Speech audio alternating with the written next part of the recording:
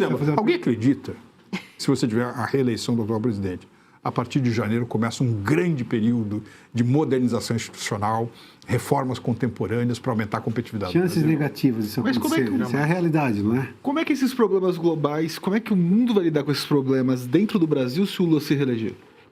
Eu acabou de falar que são problemas globais, que o mundo vai vir uma solução. Não, mas alguns investimentos vêm, né? Tá. Porque ninguém é eterno.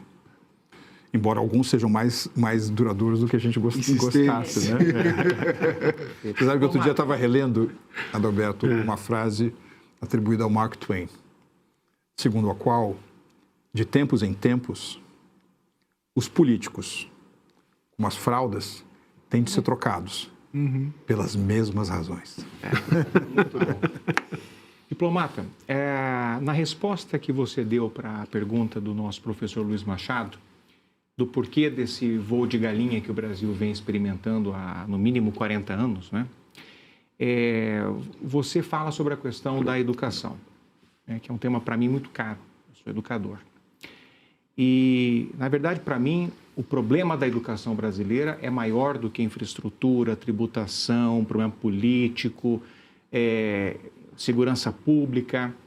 E os dados dão conta disso. 64 milhões de brasileiros, isso foi agora uma pesquisa da semana passada, 64 milhões de brasileiros não completaram a educação básica.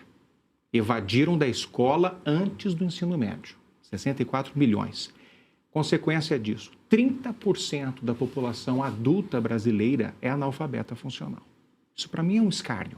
O mundo falando em inteligência artificial, em programação, em computação quântica, que é a última fronteira da inovação, a China está indo muito bem nisso, aliás, e os brasileiros ainda não chegaram à era de Gutenberg. Então, isso para mim é uma coisa muito grave, né?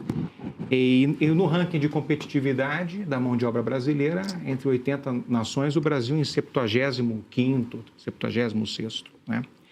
Agora, eu não vejo, diplomata, hoje, nem situação, nem oposição apresentando um programa de qualificação, de educação, de fato, que seja algo transformador. Não vejo, não é? Nos Estados Unidos, você sabe que o empresariado lá, ele tem uma relação com a educação muito próxima, investindo, doando grandes valores para universidades e pesquisa, até mesmo na educação básica. No Brasil, isso também não existe. Então, quer dizer, nem o Estado, nem o empresariado se mobilizam pela educação. Qual que é a tua opinião sobre isso? Assim, há uma solução, existe uma solução no curto prazo para a gente superar esse gravíssimo problema de educação no Brasil? Então, professor, o senhor falava sobre a sua função, né, na esfera educacional. Eu também sou professor, valorizo demais a educação para mim, para o país, para os meus filhos, né? Dito isso, vamos a alguns exemplos internacionais, né? Se você pegar a União Soviética, né? E mais especificamente a Rússia. A Rússia, num determinado momento, foi o país que tinha o maior percentual da sua população com o chamado ensino superior completo. É isso?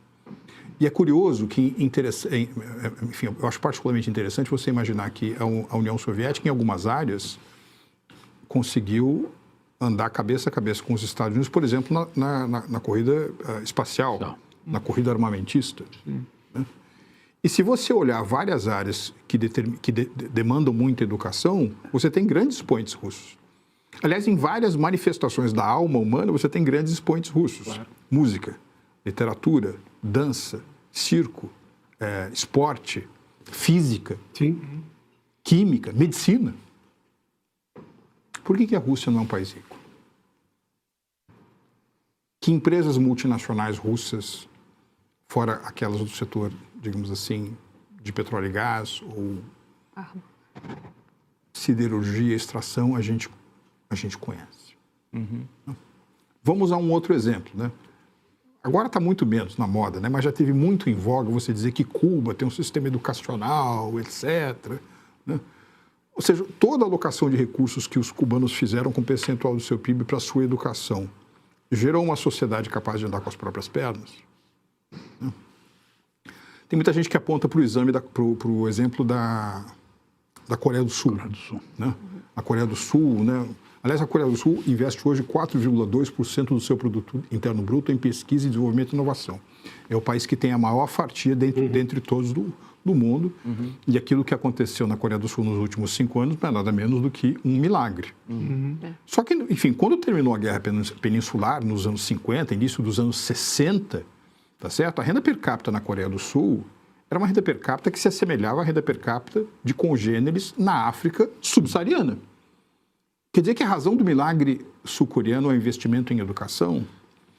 Então, na realidade, isso me parece um pouco mais complexo, né? Quer dizer, você aproveitar uma janela geopolítica em que você pode gerar excedentes a partir da exploração de oportunidades, que vantagens comparativas lhe dão para gerar os excedentes necessários para fazer, sim, investimentos que são absolutamente fundamentais a turbinar ganhos de produtividade.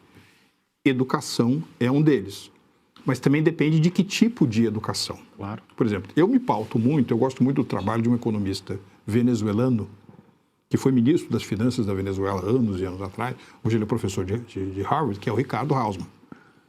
Ricardo Hausmann, por exemplo, é o diretor hoje daquele... Ele é o mentor daquele Atlas da Complexidade Econômica, ou seja, onde que países estão no mapa geral da agregação de valor e de tecnologia. E ele fala um pouco sobre o mito da educação, ou seja, se você apenas fizer uma alocação orçamentária para fins de instrução, treinamento, etc., mas não olhar a qualidade para onde está se direcionando, não faz tanto sentido. É o que o Brasil faz. Que é o que o Brasil faz. Outra coisa, o Hausmann argumenta, e eu concordo com ele, que aquilo que se faz em termos de aumento da produtividade, tendo por referência investimento educacional, se dá na instrução de fazer coisas, que às vezes acontece mais no ambiente corporativo, no ambiente da empresa, do que em outros tipos de ambiente. Sim. Às vezes você tem um ambiente educacional, seja em educação básica ou universitária, que é muito pouco produtivo. Sim. Eu fiz 2 faculdades, eu posso lhe dizer bem que eu tive várias situações, acho que nós todos aqui, né, em que a gente fala assim, poxa, na realidade eu estou perdendo tempo com isso daqui. Qual a aplicabilidade disso? Aplicabilidade. Aliás, às vezes, até quando é um conhecimento abstrato, pode ser útil, né? Mas tem que ser orientado a resultados. Certo? Então, eu vejo um pouco por aí. O que torna tudo isso bastante mais complexo, mas também mais interessante, é que é o seguinte, professor, de agora em diante, não haverá mais política ou estratégia educacional que não esteja parametrizada por inteligência artificial. Sim. E se você pudesse ter acesso aos bastidores do Sem Filtro e conversar direto com os comentaristas e âncoras da Oeste? Agora, isso é possível com o Clube de Membros do nosso canal no YouTube. O clube foi criado para quem quer dar um passo além e fazer parte de uma comunidade exclusiva.